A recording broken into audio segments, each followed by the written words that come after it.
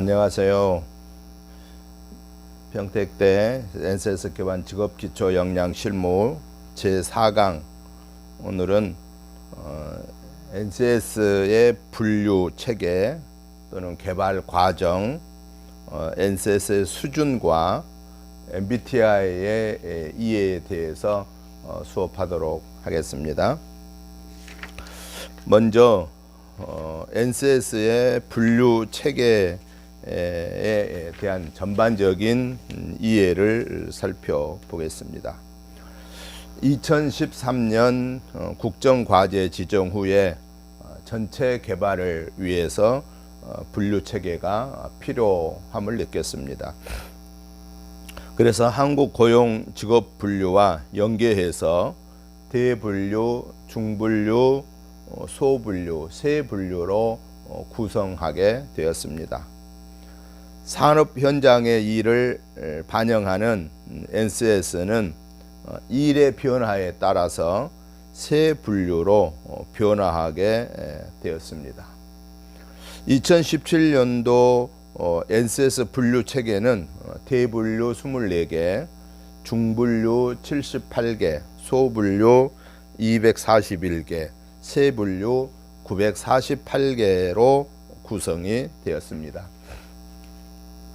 NCS 분류 체계는 우리나라에서 직업 세계를 알 수 있는 유일한 자료라고 여겨집니다.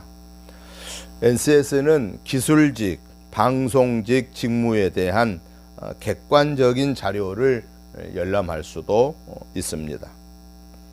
NCS 분류 체계를 통해서 어렸을 때부터 다양한 일의 세계를 알려줄 수 있는 자료가 제공되어지게 된다고 하는 장점을 지니고 있습니다.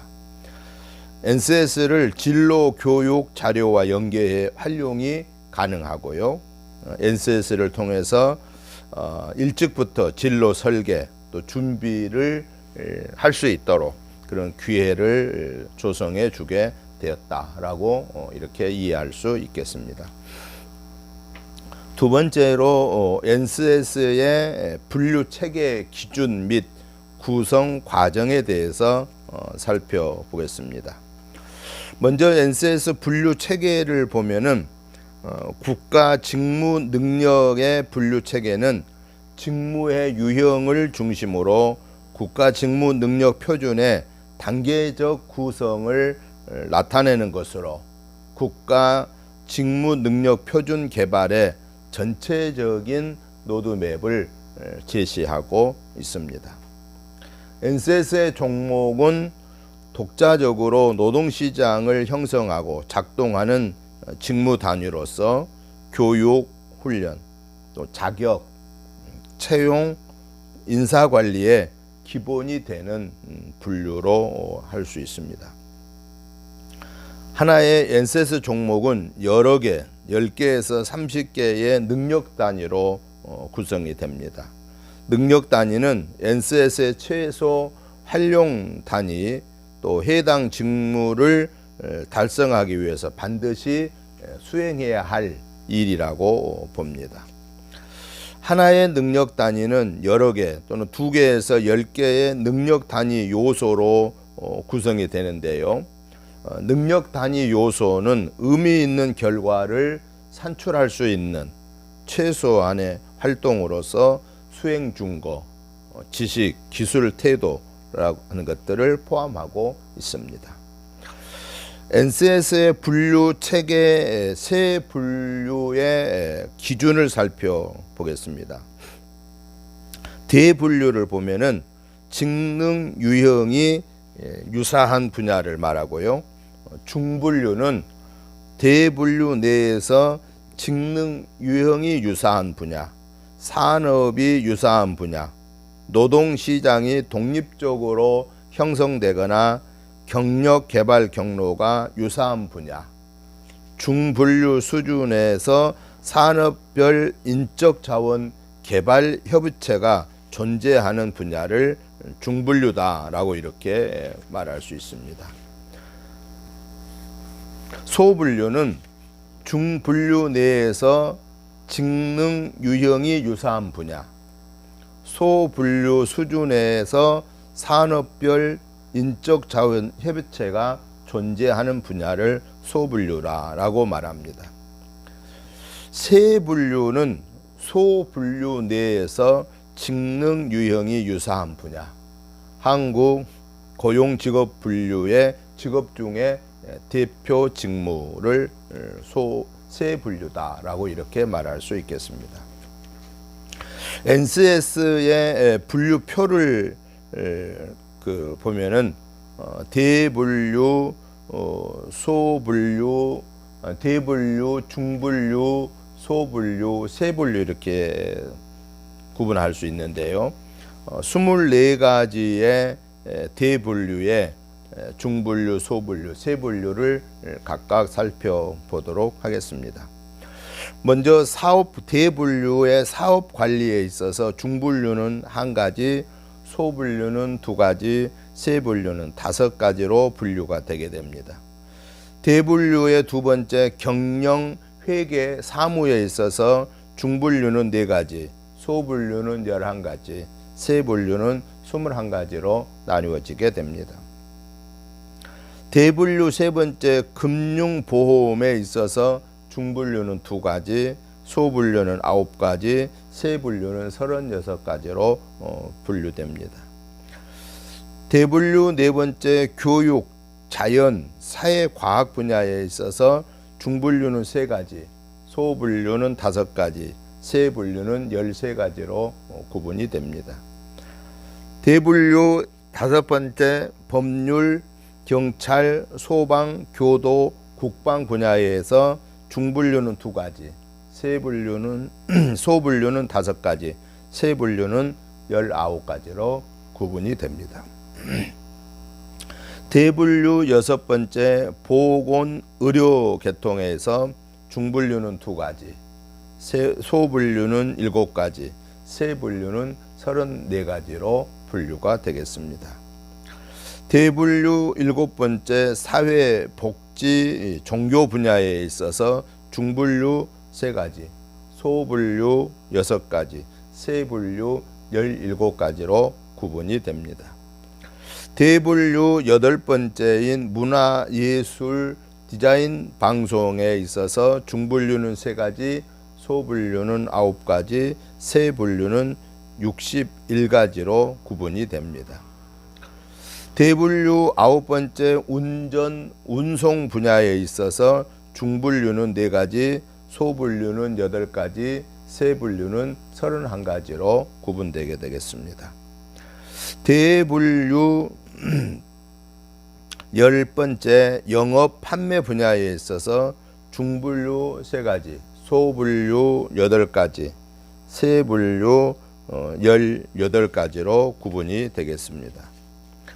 대분류 11번째인 경비, 청소 분야에 있어서 중분류 2가지, 소분류 3가지, 또 세분류 6가지 이렇게 구분이 되겠습니다.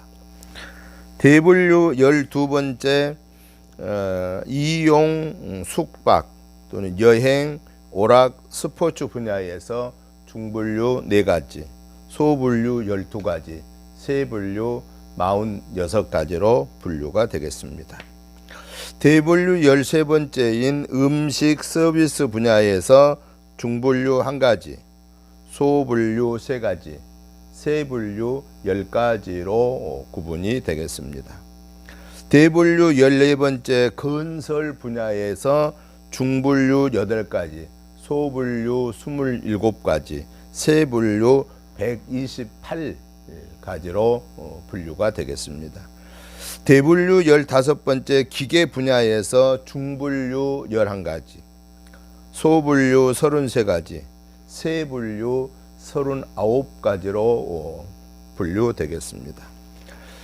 대분류 16번째 재료 분야에서 중분류 2가지, 소분류 8가지, 세분류 134가지로 분류되겠습니다. 대분류 17번째 화학 분야에 있어서 중분류 4가지, 소분류 12가지, 세분류 40가지로 분류가 되겠습니다. 대분류 18번째 섬유 의복 분야에 있어서 중분류 2가지, 소분류 7가지, 세분류 24가지로 분류되겠습니다. 대분류 19번째 전기 전자 분야에 있어서 중분류 3가지, 소분류 33가지, 세분류 103가지로 분류가 되겠습니다. 대분류 20번째 정보통신 분야에 있어서 중분류 3가지, 소분류 15가지, 세분류 88가지로 분류가 되겠습니다. 대분류 21번째의 식품 가공 분야에 있어서 중분류 2가지, 소분류 4가지, 세분류 21가지로 구분이 되겠습니다. 대분류 22번째인 인쇄, 목재, 가구 공예 분야에 있어서 중분류 2가지, 소분류 40가지, 세분류 21가지로 분류되겠습니다. 대분류 23번째인 환경, 에너지, 안전 분야에 있어서 중분류 6가지, 소분류 18가지, 세분류 55가지로 분류되겠습니다. 마지막 대분류 24번째에 해당되는 농림어업 분야에 있어서 중분류 4가지, 소분류 12가지, 세분류 52가지로 이렇게 분류되겠습니다. NCS 구성 항목 내용에 대해서 살펴보겠습니다. 능력 단위 분류 번호를 볼 수 있는데요. 이 능력 단위를 구분하기 위하여 부여되는 일련 번호로서 14자대로 표현되는 것이 능력 단위 분류 번호입니다. 능력 단위 명칭은 능력 단위의 명칭을 기입한 것을 말하고요. 또 세 번째, 능력 단위 정의는 능력 단위의 목적, 업무 수행 및 활동 범위를 개략적으로 기술하는 것을 말합니다.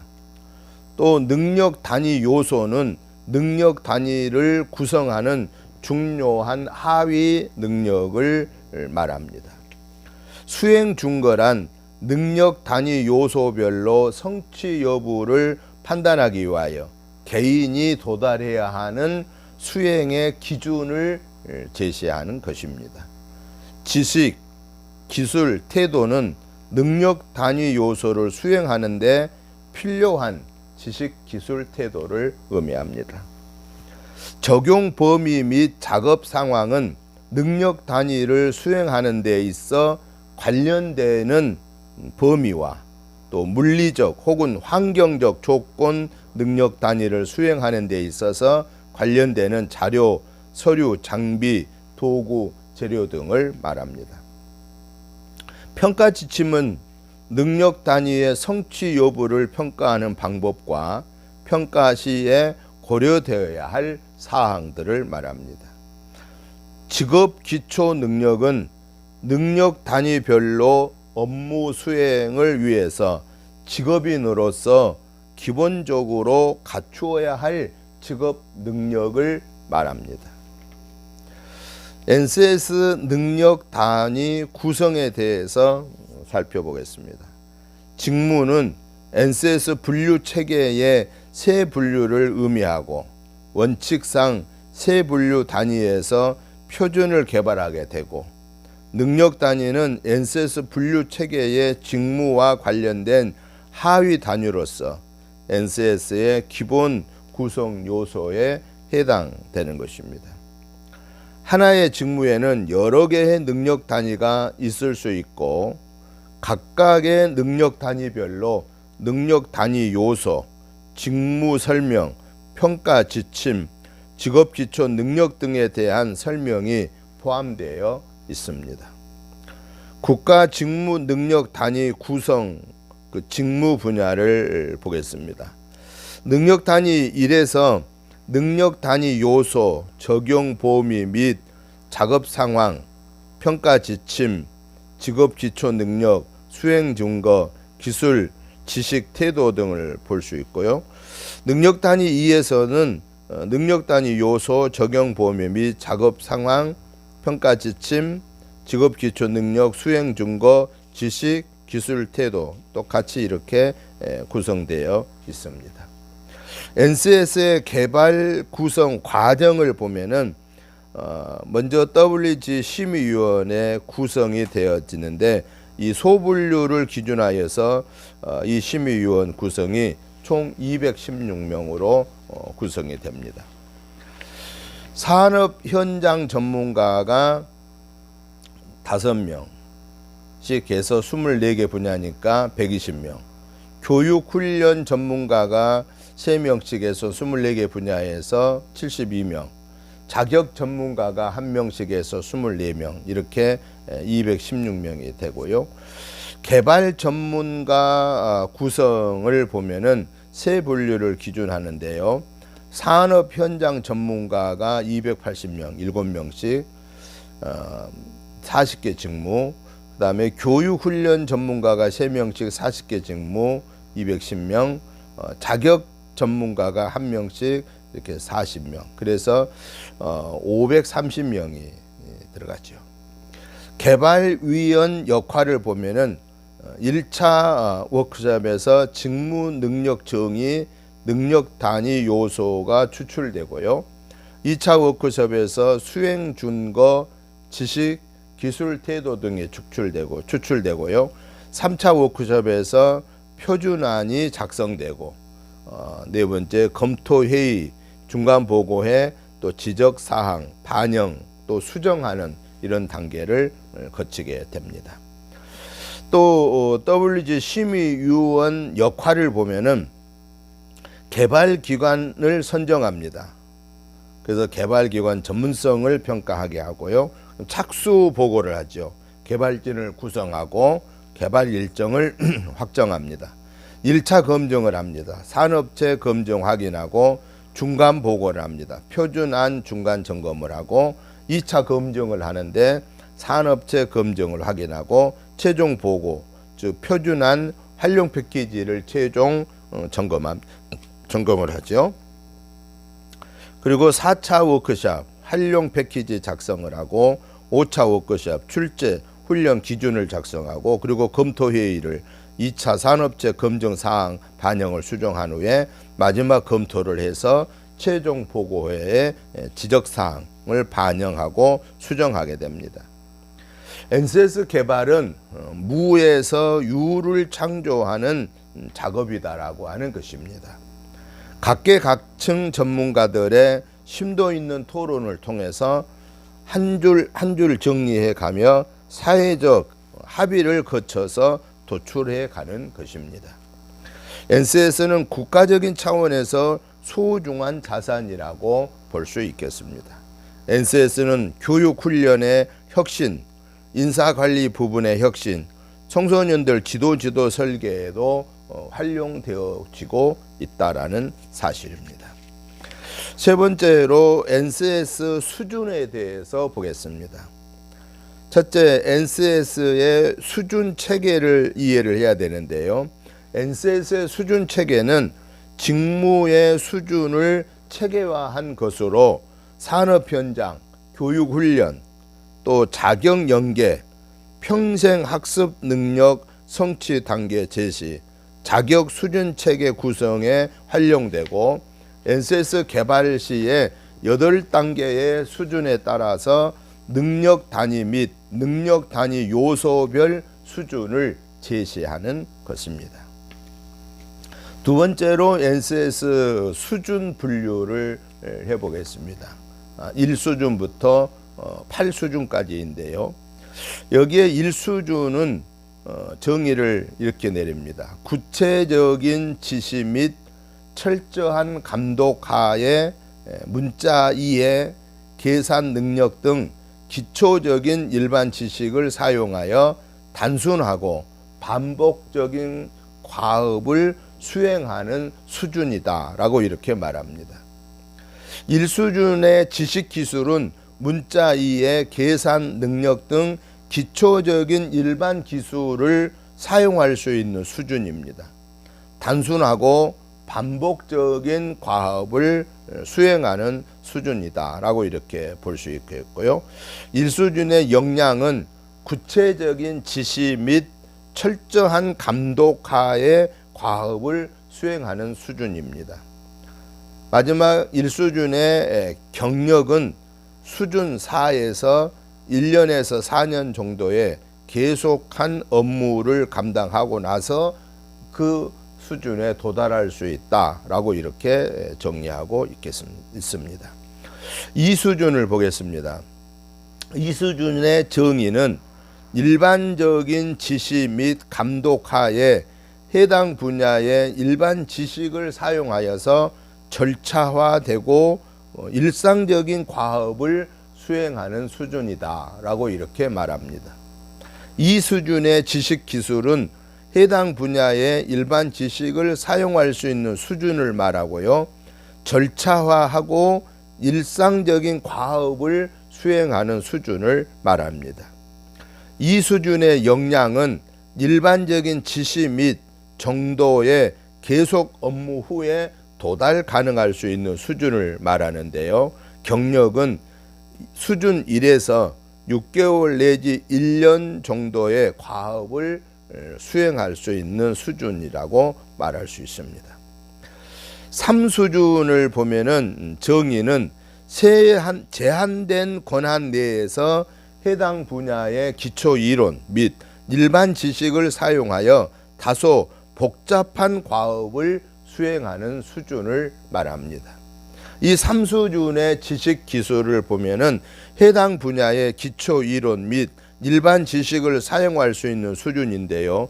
다소 복잡한 과업을 수행할 수 있는 수준이다라고 이렇게 보고요. 역량은 제한된 권한 내에서 과업을 수행할 수 있는 수준을 말하고요. 경력 사항은 수준 2에서 1년에서 3년 정도의 계속 업무 후에 도달 가능할 수 있는 수준이다라고 이렇게 볼 수 있습니다.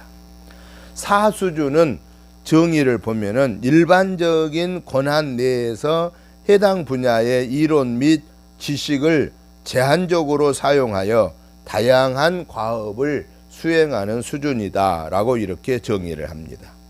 4수준의 지식 기술은 해당 분야의 이론 및 지식을 제한적으로 사용할 수 있는 수준, 복잡하고 다양한 과업을 수행할 수 있는 수준을 말하고요.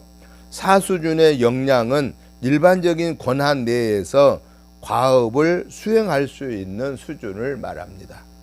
경력 사항은 수준 3에서 1년에서 4년 정도의 계속 업무 후에 도달 가능할 수 있는 수준이라고 볼 수 있겠습니다. 5수준을 보겠습니다. 정의는 포괄적인 권한 내에서 해당 분야의 이론 및 지식을 사용하여 매우 복잡하고 비일상적인 과업을 수행하고 타인에게 해당 분야의 지식을 전달할 수 있는 수준을 말합니다. 이 5수준의 지식 기술은 해당 분야의 이론 및 지식을 사용할 수 있는 수준을 말하는데요. 매우 복잡하고 비일상적인 과업을 수행할 수 있는 수준을 말합니다. 역량은 타인에게 해당 분야의 지식을 전달할 수 있는 수준이어야 하는데요. 포괄적인 권한 내에서 수행할 수 있는 수준을 말합니다. 경력은 수준 4에서 1년 내지 3년 정도의 계속 업무 후에 도달이 가능할 수 있는 수준이다라고 이렇게 볼 수 있겠습니다. 6수준을 보면은 정의를 살펴보면은 독립적인 권한 내에서 해당 분야의 이론 및 지식을 자유롭게 활용하고 일반적인 숙련으로 다양한 과업을 수행하고 또 타인에게 해당 분야의 지식 및 노하우를 전달할 수 있는 수준을 말합니다. 6수준의 지식 기술을 보면은 해당 분야의 이론 및 지식을 자유롭게 활용할 수 있는 수준을 말합니다. 일반적인 숙련으로 다양한 과업을 수행할 수 있는 수준을 말하고요. 역량은 타인에게 해당 분야의 지식 및 노하우를 전달할 수 있는 수준을 말하고요. 독립적인 권한 내에서 과업을 수행할 수 있는 수준을 말합니다. 경력사항은 수준 5에서 1년에서 3년 정도의 계속 업무를 수행한 후에 도달 가능할 수 있는 수준이다 라고 이렇게 봅니다. 7수준은 정의를 보면은 해당 분야의 전문화된 이론 및 지식을 활용하여 고도의 숙련으로 광범위한 작업을 수행할 수 있으며 타인의 결과에 대하여 의무와 책임이 필요한 수준을 말합니다. 지식기술은 해당 분야의 전문화된 이론 및 지식을 활용할 수 있고 근접 분야의 이론 및 지식을 활용할 수 있는 수준을 말합니다.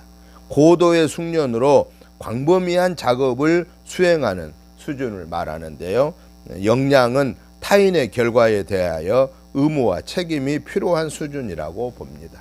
경력은 수준 6에서 2년에서 4년 정도의 계속 업무 후에 도달 가능한 수준이다라고 이렇게 봅니다. 마지막 8번째 제8수준을 보면은 정의를 보니까 해당 분야에 대한 최고도의 이론 및 지식을 활용하여 새로운 이론을 창조할 수 있고 최고도의 숙련으로 광범위한 기술적인 작업을 수행할 수 있으며 조직 및 업무 전반에 대한 권한과 책임이 부여되는 수준을 말합니다. 지식 기술을 보면은 해당 분야에 대한 최고도의 이론 및 지식을 활용하여 새로운 이론을 창조할 수 있는 수준을 말하는데요. 최고도의 숙련으로 광범위한 기술 작업을 할 수 있는 수준입니다. 역량은 조직 및 업무 전반에 대한 권한과 책임이 부여되는 수준이고요. 경력은 수준 7에서 2년에서 4년 정도의 계속 업무 후에 도달 가능할 수 있는 수준을 말합니다. 여기까지 MBTI의 그 분류 체계 또 개발 과정 수준 이렇게 정리를 해보았습니다. 이제 MBTI 이해에 대해서 성격 유형에 대해서 강의를 하도록 하겠습니다. 먼저 MBTI의 성격 유형 검사에 대한 내용을 설명드리겠습니다. MBTI는 성격 유형 검사로서 칼 융의 성격 유형론을 바탕으로 한 성격 유형 선호 지표로서 개인의 성격 역동을 이해하는데 유용한 검사로 활용되고 있고 4가지 차원에 대한 개인의 선호성도 알 수 있고 개인의 성격, 대인관계, 진로 탐색에 대한 이해의 폭을 넓힐 수 있습니다. 검사 결과는 16가지 유형 중에 한 유형으로 구분이 되는데요. 사람들은 자신의 성격 유형에 따라서 선호하는 방식의 차이가 나타난다고 보여집니다. 8개의 각각의 기능을 사람들은 자신이 선호하는 방식으로 수행하게 되고 모든 사람이 정보를 수집하고 의사결정을 내리지만은 어떤 사람은 인식을 기준으로 어떤 사람은 판단을 보다 더 선호하고 자주 사용하게 된다라는 것입니다. 내가 생각하는 나의 성격을 한번 살펴보겠습니다. 내가 생각하는 나의 성격에 대해서 예를 들어 보면은 나는 꼼꼼하고 섬세하다. 나는 말이 많고 활동적이다. 나는 내성적이고 수동적이다. 나는 한자리에서 관찰하고 탐구하는 것이 즐겁다. 이러한 성격 정의를 정리해 보면은 성격이란 지속성을 나타내고 총체적인 개인의 조직화된 특성이라고 할 수 있겠습니다. MBTI의 4가지 선호 경향에 대해서 살펴보겠습니다. 첫째는 에너지 방향입니다. 에너지 방향은 외향이냐 내향이냐로 나누어지게 되는데요. 외향은 외부 세계의 사람이나 사물을 통해서 에너지를 사용하는 것을 말하고요. 내향은 내부 세계의 개념이나 아이디어의 에너지를 사용하는 것을 의미합니다. 두 번째 선호 경향은 인식 기능입니다. 감각이냐 직관이냐에 따라 나누어지는데, 감각은 오감을 통한 사실이나 사건을 더 잘 인식하게 되고, 직관인 경우는 사실, 사건 이면의 의미나 관계, 가능성을 더 잘 인식하게 되는 것을 말합니다. 네 가지 선호 경향 중에서 세 번째 판단 기능. 판단 기능은 사고냐 감정이냐에 따라 다르게 되는데요. 사고를 통한 논리적 근거를 바탕으로 판단하고요. 또 감정은 정서를 통한 사람과의 관계나 상황을 고려하여서 판단하는 것을 말합니다. 또 MBTI의 네 가지 선호 경향 중에 마지막에 그 생활 양식은 판단을 근거하느냐 인식을 근거하느냐로 다르게 되는데요. 판단은 외부 세계에 대하여 빨리 판단 내리고 결정하려 하는 것이고요. 인식은 정보 자체에 관심이 많고 새로운 변화에 적응적인 그런 경우를 말합니다. MBTI 성격 유형 검사 해석에 대한 것을 살펴보면은 성격 특징, 진로 특징을 볼 수 있습니다. 이 MBTI의 선호 성격 유형은 16가지거든요. 그럼 이 16가지를 한번 그 성격 유형과 진로 특징들을 살펴보면은, 첫째로 ISTJ를 소금형이다 이렇게 말하기도 하는데요. 이 ISTJ의 성격 특징을 보면은 신중하고 조용하며 집중력이 강하고 매사에 철저합니다. 구체적, 체계적, 사실적, 논리적, 현실적인 성격을 띠고 있고요. 신뢰할 만한 합니다. 만사를 체계적으로 조직화시키려고 하고 책임감이 강합니다. 성취해야 한다는 생각하는 일이면은 주위의 시선에 아랑곳하지 않고 꾸준하게 건실하게 추진해 나가는 것입니다. 이 ISTJ의 진로 특징을 보면은 명확한 직무 능력과 인내와 정확성과 조직력을 요하는 분야, 또는 과업 지향적이고 현실에 기반을 둔 분야, 사무직, 관리직, 법률, 회계, 엔지니어링, 대형업체, 화학, 교육, 훈련, 사업, 은행 감독, 세무조사원, 이런 분야의 특별한 진로 특징을 가지고 있습니다. 두 번째 성격 유형은 ISFJ 유형입니다. ISFJ. 이 ISFJ를 권력형이다 이렇게 말합니다. 그러면 ISFJ의 성격 특징을 보면은 조용하고 친근하고 책임감이 있습니다. 양심이 바릅니다. 맡은 일에 헌신적이고 어떤 계획에 있어서 추진이나 집단에 안정감을 줍니다. 매사에 철저하고 성실하고 정확합니다. 기계 분야에는 관심이 적습니다.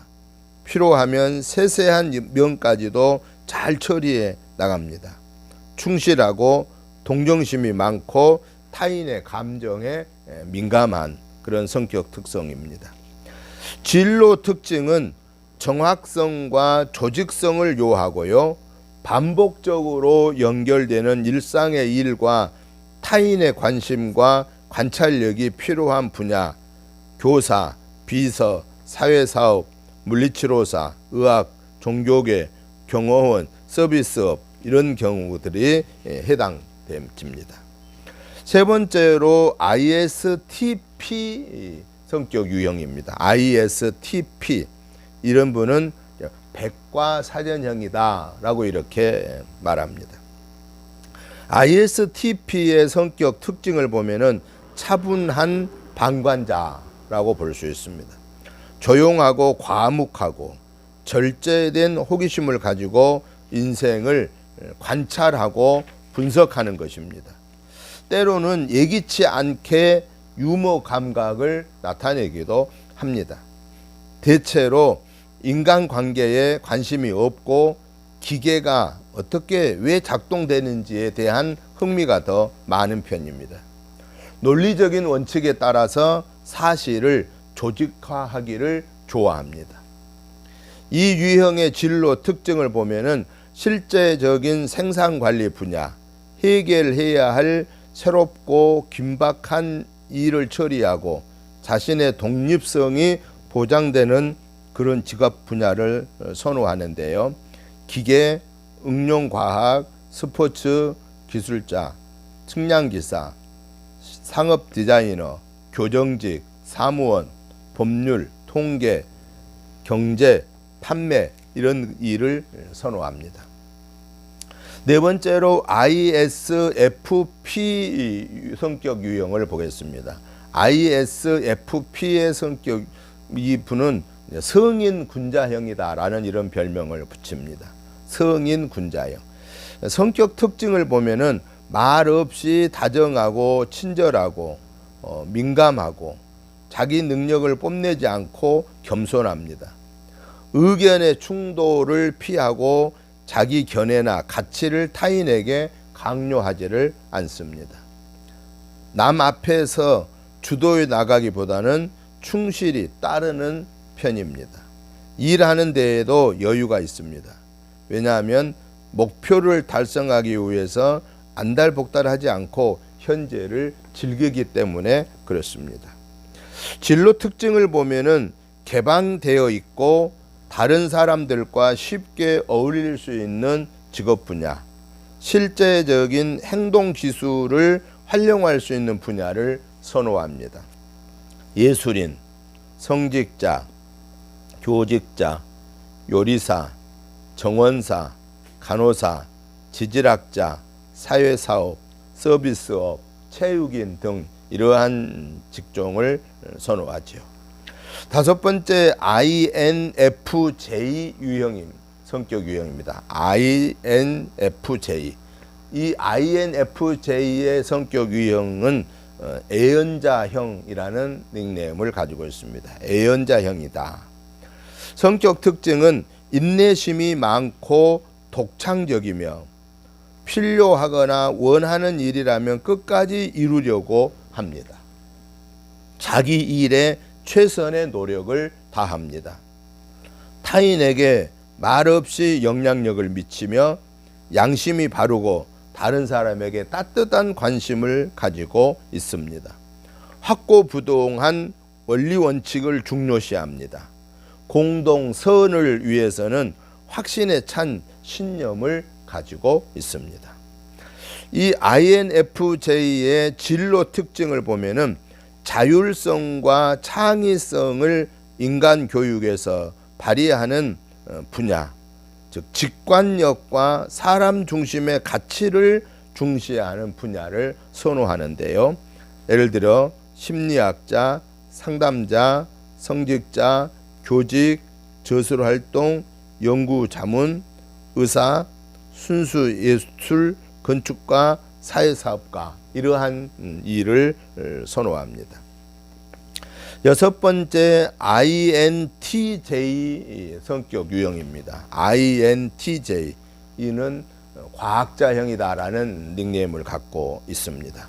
성격 특징은 사고가 독창적이며 창의력과 비판적 분석력이 뛰어나고 내적 신념이 강합니다.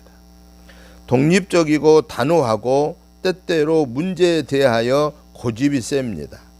자신과 타인의 능력을 중요시하고 목적 달성을 위하여 온 시간과 노력을 바쳐서 일합니다. 진로 특징은 직관력과 통찰력, 이론의 논리성을 탐색하는 분야를 선호합니다. 컴퓨터 프로그래머라든지 또한 기술자, 사업 분석가, 행정가, 철학, 엔지니어, 건축사, 자연과학자, 법조인 이런 일을 선호하게 되는 것입니다. 7번째로 INFP 유형의 성격 유형입니다. INFP. 이 INFP의 성격 유형에 잔다르크형이다라는 닉네임을 갖고 있습니다. 이 INFP의 성격 특징은 정열적이고 충실하나 상대방을 잘 알기 전까지는 이를 드러내지 않는 편입니다. 학습, 아이디어, 언어, 자기 독립적인 일에 관심이 많습니다.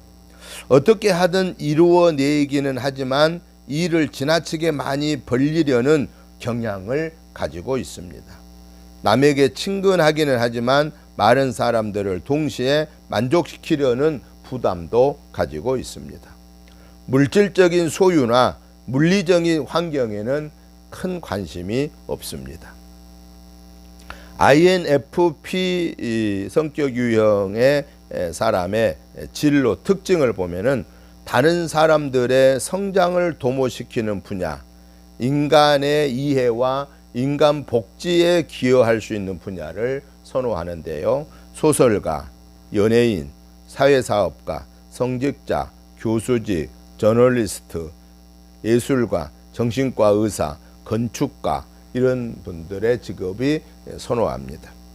8번째로 INTP 유형입니다. INTP의 유형은 아이디어형이라는 닉네임을 가지고 있습니다.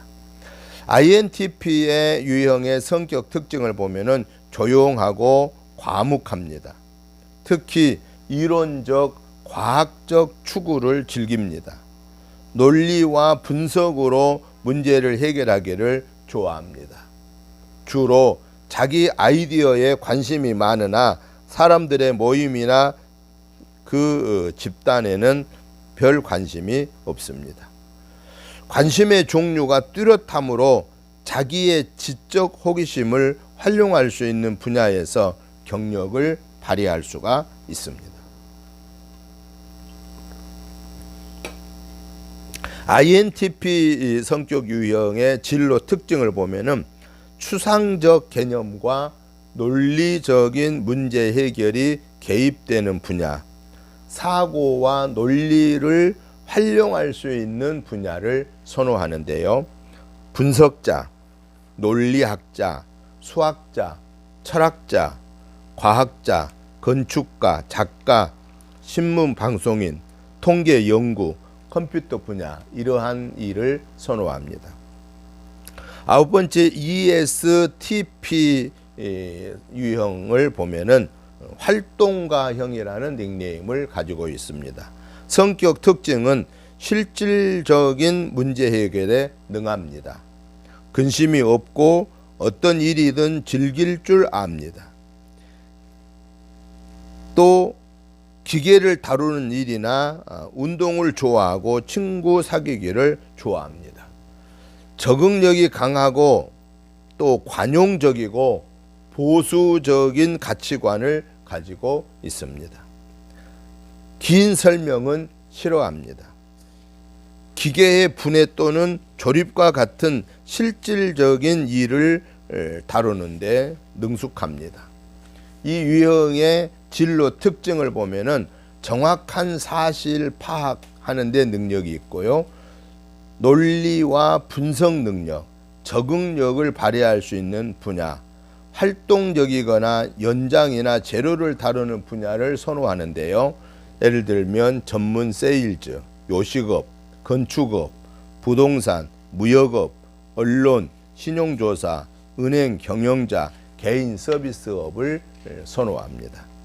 10번째 ESFP 유형입니다. ESFP의 성격 유형은 사고형이라는 닉네임을 가지고 있습니다.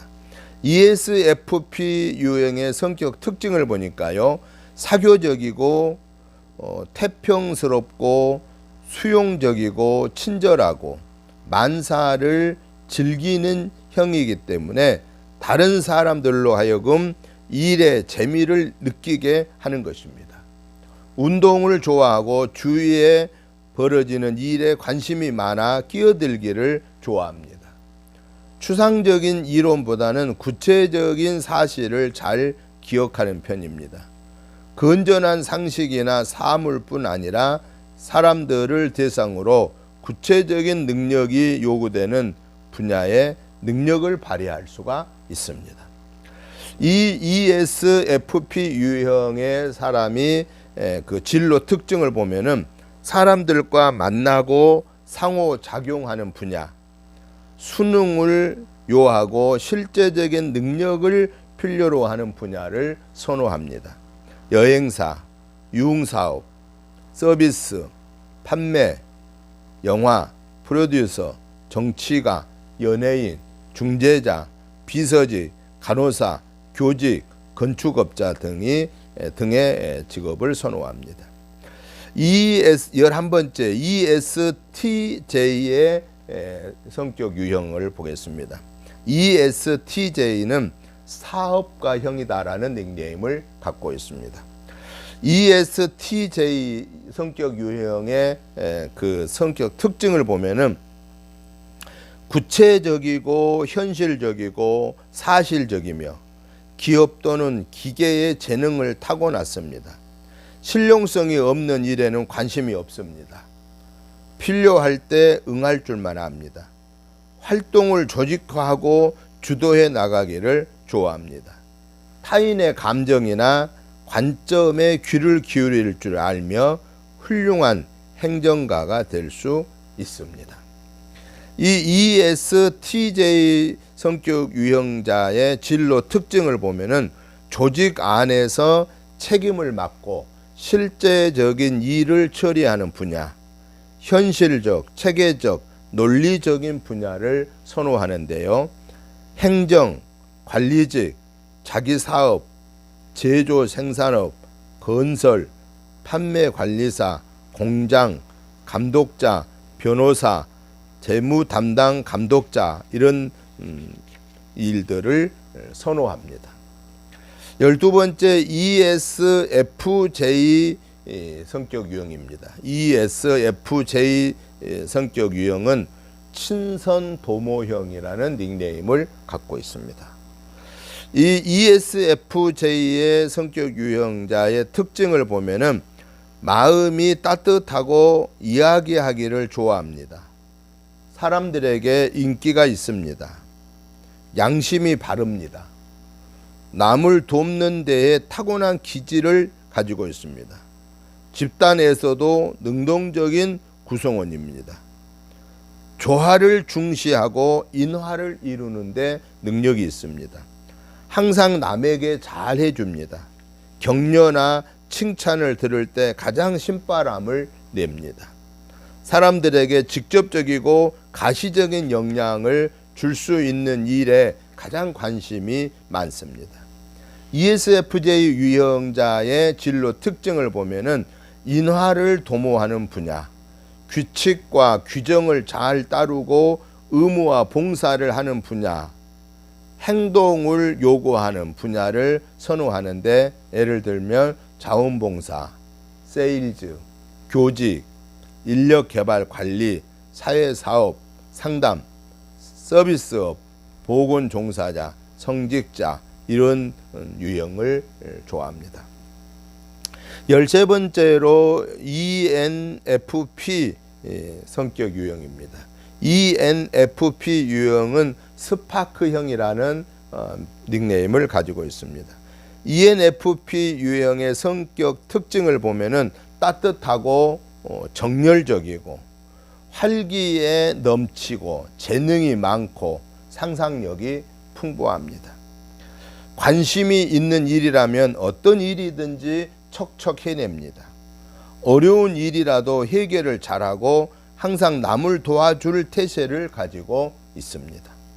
자기 능력을 과신한 나머지 미리 준비하기보다는 즉흥적으로 덤비는 경우도 많습니다. 자기가 원하는 일이라면 어떠한 이유라도 갖다 붙여서 부단히 새로운 것을 찾아 나섭니다. 이러한 ENFP 유형의 사람들의 진로 특징을 보면은 사람들과 상호작용이 요구되고 상황이 변화하는 분야, 분석적인 일의 분야, 이런 일에 선호하는데, 예를 들어 보면은 홍보 활동가, 정치인, 판매 요원, 배우, 예술가, 상담사, 성직자, 저널리스트, 광고, 경영 등 이런 일을 선호합니다. 14번째 ENTP 성격 유형입니다. ENTP 유형의 사람은 발명가형이라고 하는 닉네임을 가지고 있습니다. ENTP 유형의 성격 특징을 보면은요, 민첩하고 독창적이고 안목이 넓고 다방면에 재능이 많습니다. 새로운 일을 시도하고 추진하려는 의욕이 넘치고 새로운 문제나 복잡한 문제를 해결하는 능력이 뛰어나고 달변입니다.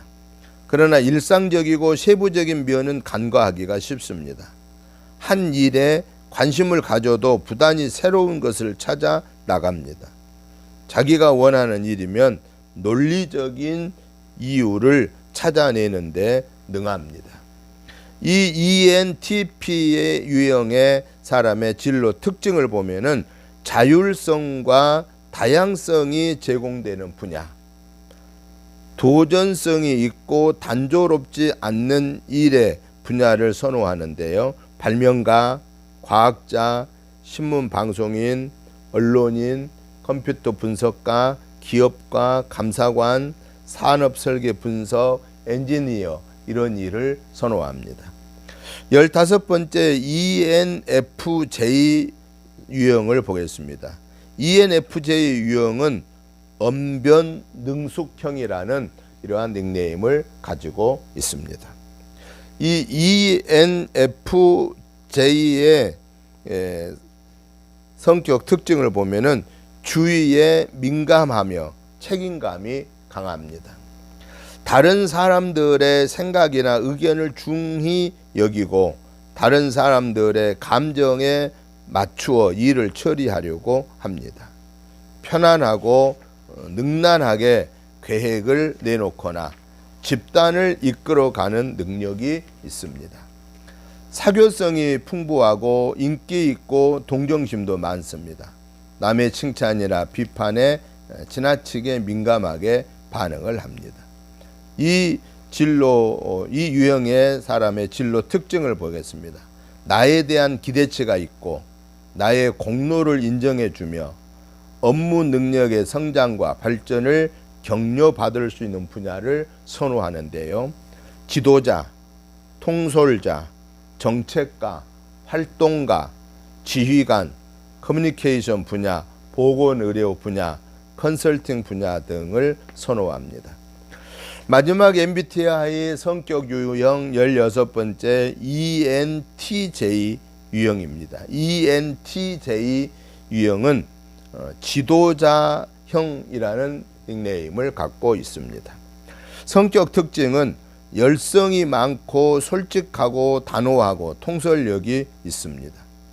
대중 연설과 같이 추리와 또 지적 담화가 요구되는 일이라면 어떤 것인지 능합니다. 보통 정보에 밝고 지식에 대한 관심과 욕구가 많습니다. 때로는 실제 자신보다 더 긍정적이거나 자신 있는 듯한 사람으로 비춰질 수도 있습니다.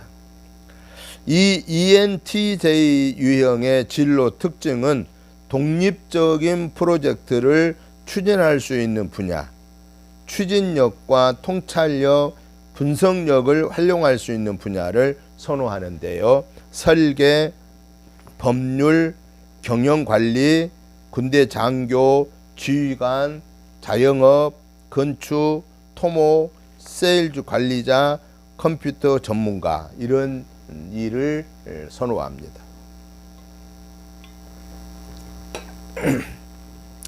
이제 MBTI의 기능에 대해서 보겠습니다. 기능은 네 가지 기본적인 정신 활동에서 나타나는데요. 감각, 직관, 사고, 감정, 이렇게 네 가지 기본적 활동에서 기능이 나옵니다. 그 기능이 첫째는 주기능, 둘째는 부기능, 셋째는 3차 기능, 넷째는 열등 기능이 있습니다. 주기능은 선호하는 기능 중에 가장 의식적이고 잘 발달된 기능을 말합니다. 사람들은 자신이 선호하는 세계, 즉 외향이냐 하는, 또는 외향인 경우는 외부 세계, 내향인 경우는 내부 세계에서 주 기능을 사용하는 경향이 있다라는 것입니다. 부기능을 보면은 중요성에 있어서 두 번째에 해당하는 선호되는 기능인데요. 유형의 중간 두 글자 중에 나머지 하나에 해당됩니다. 즉 인식과 판단, 외향성과 내향성 간의 균열을 유지시켜 주는 것을 말합니다. 3차 기능은 두 가지 선호 기능 중에 어느 것도 아니고 따라서 4개의 글자 유형에 포함되지도 않습니다. 일반적으로 주기능과 부기능에 비해서 훨씬 덜 발달되어 있고요. 덜 의식적입니다. 부기능의 반대에 해당하는 것이다 라고 이렇게 볼 수 있겠습니다. 열등 기능입니다. 주기능의 반대로 정신활동의 에너지가 가장 적게 가기 때문에 가장 덜 발달되어 있습니다. 융학파의 이론에 의하면 열등 기능은 개인의 의식적인 삶에 있어서 가장 무의식적이며 사용하기 가장 어려운 것과 주로 연결되어 있다고 지적하고 있습니다. MBTI의 각 유형의 기능 위계에 대해서 보겠습니다. 16가지 성격 유형의 사람들에게 그 자기 성격 유형에 맞는 주기능, 부기능, 3차 기능, 열등 기능이 어떤 것들이 있는가를 살펴보겠습니다. 먼저 ISTJ 유형의 사람에게 주기능은 내향적 감각입니다. 즉 현실과 실제 사건에 대해 내적으로 저장된 자료를 존중하고 의지하는 것입니다.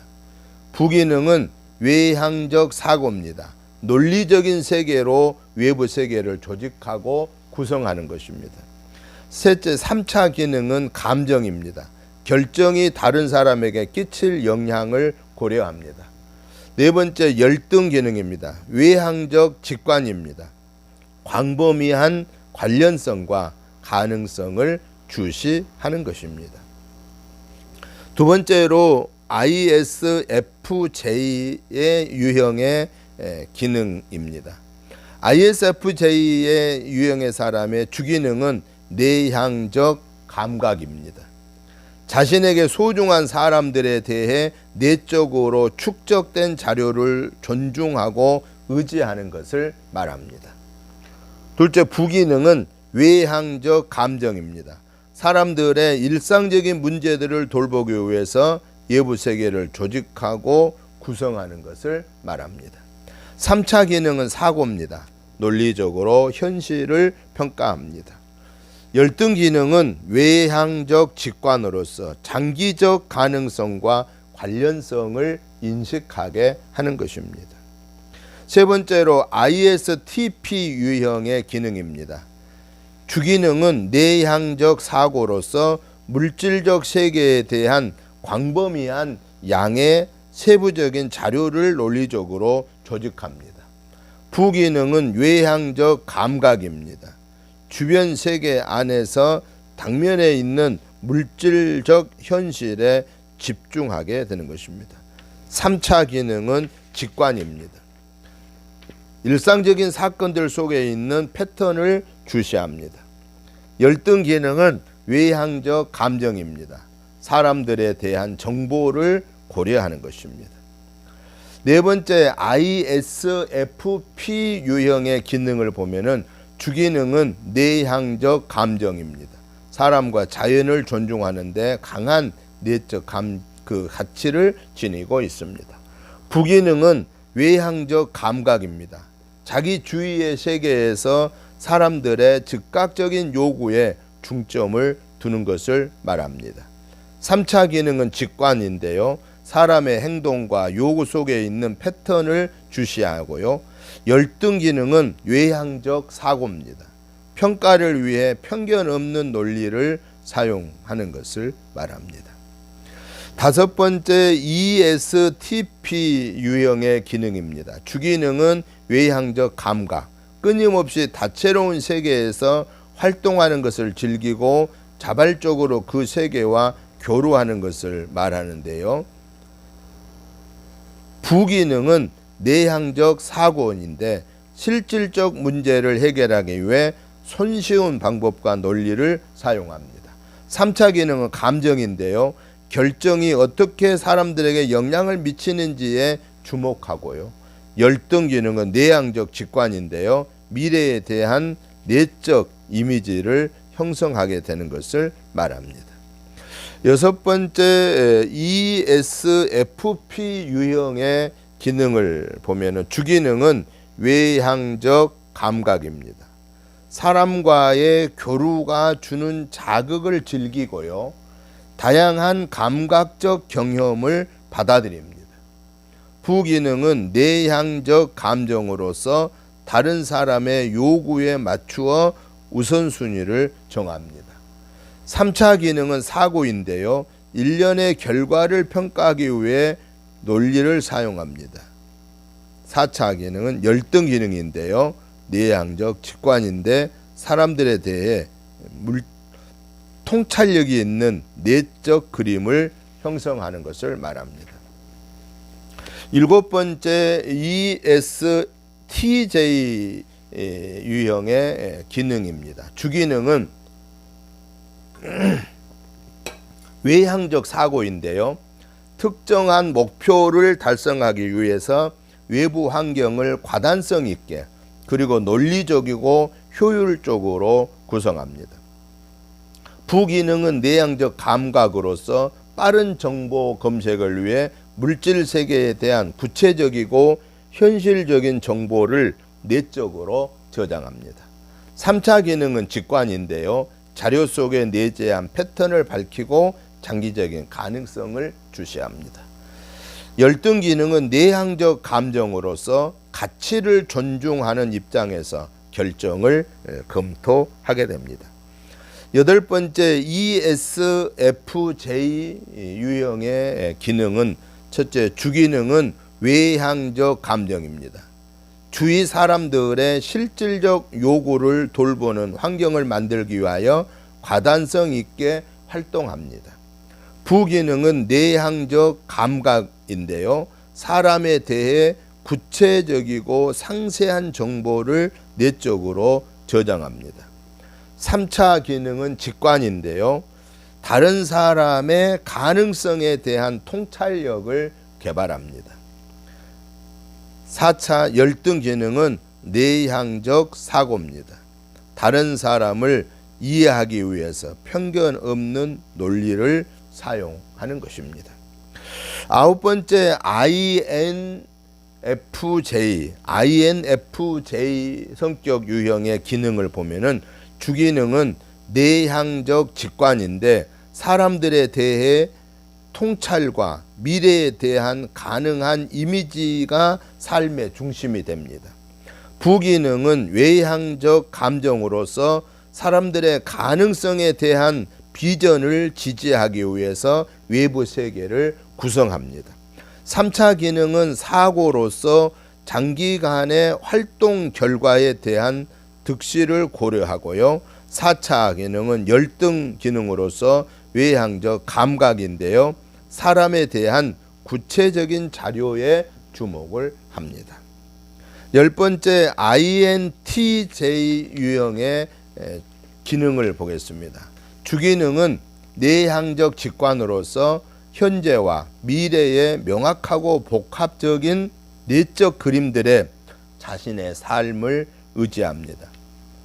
부기능은 외향적 사고로서 자신의 생각을 표현하고 이행하기 위해서 논리를 사용합니다. 3차는 감정인데요. 인간관계에 대한 가치를 고려합니다. 4차 열등 기능은 외향적 감각인데요. 지금 일어나는 현실과 구체적인 사람들을 고려하는 것입니다. 11번째 INFP 유형의 기능을 보면 주기능은 내향적 감정으로서 개개인의 존재와 가치를 자신의 소중한 부분으로 받아들이는 것을 삶의 핵심이 되게 합니다. 부기능은 외향적 직관으로서 호기심과 가능성으로 사람과 아이디어에 접근하고요. 3차 기능 감각인데요. 사람들의 일상적인 요구에 중점을 둡니다. 열등 기능은 외향적 사고로서 가능성을 평가하기 위해 공평함과 논리를 사용하는 것입니다. 12번째 INTP 유형의 기능을 보면 주기능은 내향적 사고로서 세상을 이해하기 위해서 정보를 광범위한 체계로 논리적으로 조직화하고요. 부기능 외향적 직관으로서 호기심을 가지고 아이디어와 정보에 접근하고 미래에 있을 패턴들을 추측합니다. 3차 기능은 감각으로서 외부 세계의 현실에 중점을 두고요. 열등 기능은 외향적 감정으로서 사람들의 관점과 요구를 포함시키고 있습니다. 13번째 ENFP 유형의 기능을 보면은 주기능은 외향적 직관으로서 사람들의 관계 형성 및 성장에 대한 가능성에 열정적으로 기여하고자 하는 것입니다. 부기능은 내향적 감정으로서 사람들이 자신의 잠재력을 깨닫는 것을 돕기 위해 통찰력을 평가하고 조직합니다. 3차 기능은 사고로서 선택 대안들의 분석을 위해 공평함과 논리를 사용하는 것입니다. 열등 기능은 내향적인 감각으로서 현실적이며 실질적인 자료를 저장하고 연출하는 것입니다. 또 인출해내는 것이지요. 14번째 ENTP 유형의 기능입니다. ENTP 유형의 주기능은 외향적 직관으로서 혁신적인 아이디어와 정보들에 대한 가능성을 탐색하기 위해서 다양한 대안들을 찾습니다. 부기능은 내향적 사고로서 아이디어와 계획, 이행을 비평하기 위해서 논리를 사용합니다. 3차 기능은 감정으로서 다른 사람의 요구를 참작합니다. 4차 열등 기능으로서 내향적 감각인데요. 현실에 의해 부과된 요구를 침착하게 하는 것입니다. 참작하도록 하는 것입니다. 15번째 ENFJ 유형의 기능을 보겠습니다. 주기능은 외향적 감정입니다. 사람들과 조직이 성장하도록 활력을 주는 구조를 만들고 격려합니다. 부기능은 내향적 직관으로서 사람들과 조직이 자신의 잠재력을 인식하도록 혁신적인 방법을 개발하는 것이죠. 3차 기능은 감각으로서 직면에 있는 실질적인 선택, 대안들을 고려하고요. 4차 열등 기능은 내향적 사고로서 상호작용을 평가하기 위해서 공평하고 정확한 논리를 사용하는 것입니다. 16번째 ENTJ의 유형의 기능을 보면은 주기능은 외향적 사고로서 과단성 있게 다른 사람들을 지시하고 또 장기적인 목표를 달성하기 위해서 환경을 구성하는 것입니다. 부기능은 내향적 직관으로서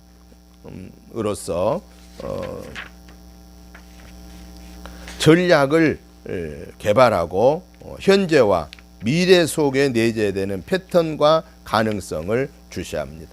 3차 기능은 감각으로서 목표를 달성하기 위해 필요한 세부 사항과 단계들을 포함시켜서 고려합니다. 4차 열등 기능은 내향적 감정은 가치와 행동 간의 일치성을 평가하는 것입니다.